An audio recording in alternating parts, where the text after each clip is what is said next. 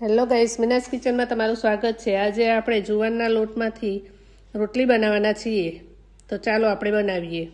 જુવારની રોટલી બનાવવા માટે પહેલાં તો કઢાઈમાં 1 ગ્લાસ પાણી લીધું છે, તેમાં મીઠું એડ કરવું અને પાણી ગરમ થવા દેવું અને પછી લોટ એડ કરવો અને તાવેતાની મદદથી સારી રીતે મિક્સ કરી લેવું અને પછી ઢાંકીને થવા દેવું।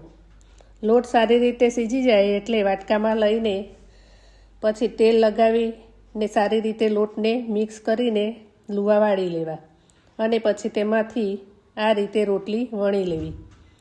પછી તવી ગરમ કરવા મૂકી દીધી હતી, તવી ગરમ થઈ ગઈ છે। વણેલી રોટલી તેમાં ચડવી લેવી।